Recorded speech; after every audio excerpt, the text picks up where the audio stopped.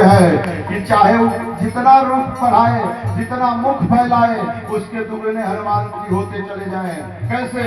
जस जस सुरसा पद न बढ़ावा, जस जस सुरसा पद न बढ़ावा, तास दोन कपि रूप दिखावा, तास दोन कपि रूप दिखावा। सतके जन कही आनन किन्हा, अखिल गुरु पवन सुत लेना। सतको जन कही आनन किन्हा, अखिल गुरु पवन सुत लेना। 100 योजन का मुख फैलाई सुरसा ने, और जैसे ही 100 योजन का मुख फैलाया, हनुमान जी समझ गए जब कहीं बहुत बड़ा बनने से काम नहीं होता हो, तुरंत अपने आप को साधारण कर लीजिए।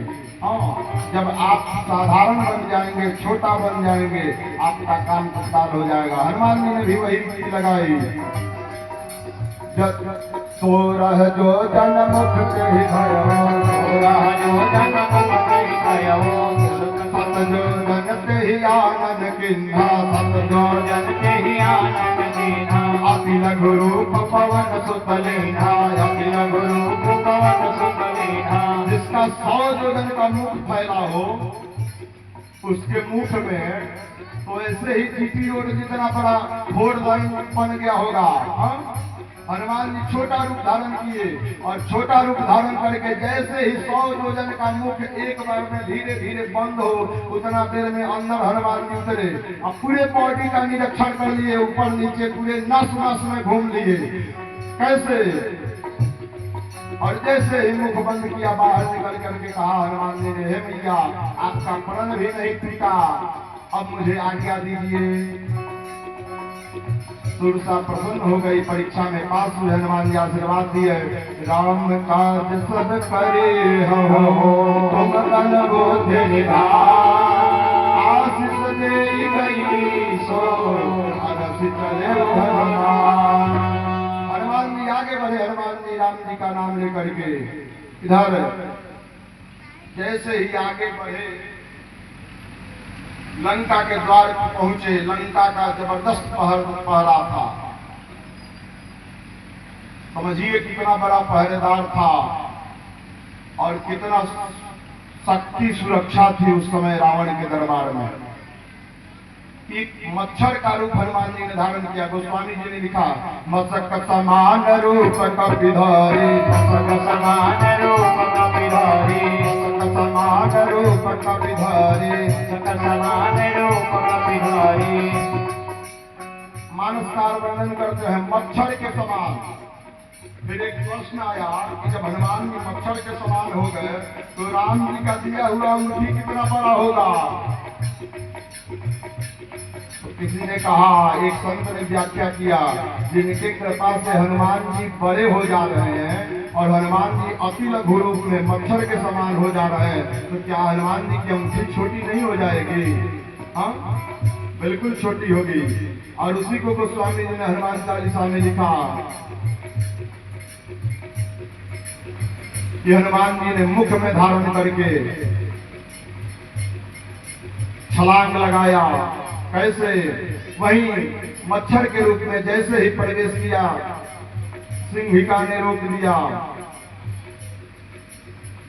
ए मच्छर, ए दुष्ट, कहां जा रहे हो? रे सठ, सठ कह करके, दुष्ट करके जैसे ही संबोधित किया। हनुमान जी रुके, अपने वास्तविक स्वरूप में आकर के मुष्टिका एक मार तर जाए, मुष्टिका एक महाकपि होने, मत धरनी धन माने, मत धरनी धन माने। मुष्टिका एक मार कपि जाए, मुष्टिका एक महाकपि होने, मुष्टिका एक महाकपि होने, मुष्टिका एक महाकपि होने। मत धरनी धन माने, मत धरनी धन माने। हनुमान जी ने एक मुक्का लगाया। हाँ, बेचारी राक्षसी गिर करके मूर्छित हो गई, मुख से रक्त निकलने लगा। और जैसे ही जग पे खड़ी हुई, हनुमान जी के सामने कहा कि तात स्वर्ग अपवर्ग सुख धरियत लाए गया, तुलनता ही सकल मिले, जो जो सुख लव सत्संग। कहा कि हे हनुमान जी महाराज, आपने बड़ा अच्छा सत्संग किया। अच्छा आप बताइए, आप किसी के पास जाए और कस के एक मुंह का लात हाथ भूसा लगा दे, मुंह आंख मुंह से ब्लड निकलना शुरू हो जाए, तो आप खड़े होकर के कहिएगा कि हाँ बहुत अच्छा उपकार किया आपने, बड़ा भलाई किया है, मैंने तो सत्संग पा लिया। कैसे सत्संग की? बताया कि ये रावण के साम्राज्य का जो रक्त था उसके अंदर, और हनुमान जी का जो मुक्का पड़ा ये संत का मुक्का था, और जैसे ही रावण के अन्न का रक्त उसके हनुमान जी के मुक्के के प्रभाव से निकला, जैसे ही वो रक्त निकला सिंह का विरक्त हो गई। जब रक्त बाहर निकला तो क्या हुआ? विरक्त हो गई। तो विरक्ति होना ही सत्संग है। और ये कैसे संभव है? तो भगवान की कृपा से। बिनु सत्संग विवेक न होई, बिनु सत्संग विवेक न होई, बिनु सत्संग विवेक न होई, बिनु सत्संग विवेक न होई। राम कृपा बिनु सुलभ न सोई, राम कृपा बिनु सुलभ न सोई। श्री राम जय राम जय जय राम, श्री राम जय राम जय जय राम, श्री राम जय राम जय जय राम, श्री राम जय राम जय जय राम। बोलिए राघवेंद्र सरकार के। हनुमान जी को पता चला, हनुमान जी ने कहा कि अब मुझे सीता जी का पता लगाना है, मुझे लंका में प्रवेश करना है। मंगाई राक्षसी और